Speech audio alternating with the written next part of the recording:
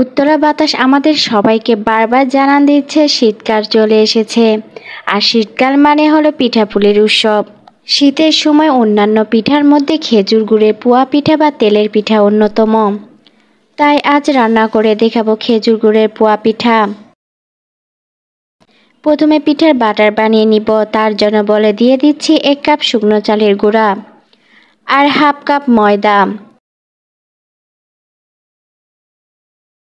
দিয়ে দিচ্ছি স্বাদ মতো লবণ আর দিয়ে দিচ্ছি 1 কাপ খেজুর গুড়। খেজুর গুড় আমি জাল দিয়ে গলিয়ে নিয়েছি।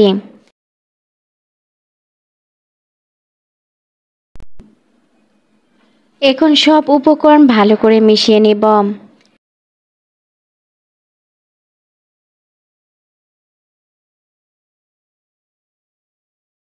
মিশানো হয়ে গিয়েছে। এখন দিয়ে দিচ্ছি কুসুম গরম পানি।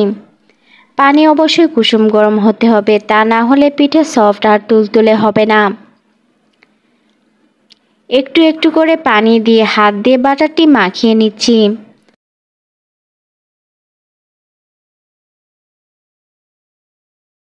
বাটারটি যত বেশি ফাটিয়ে নেবেন পিঠা তত ফুলকো হবে। তাই অবশ্যই অনেক সময় নিয়ে বাটারটি মাখিয়ে নিতে হবে।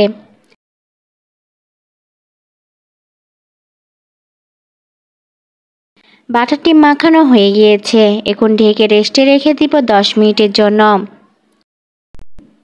10 মিনিট পর দেখুন বাটার অনেকটা সফট আর ঘন হয়েছে।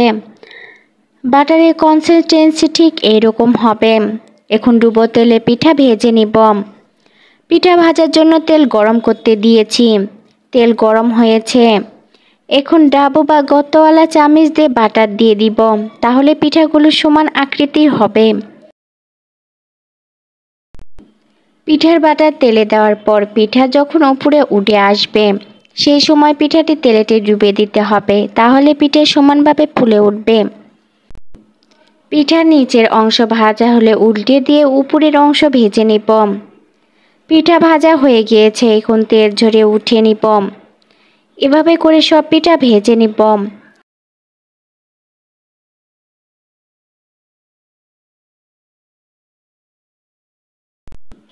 পিঠা ভাজা হয়ে গিয়েছে।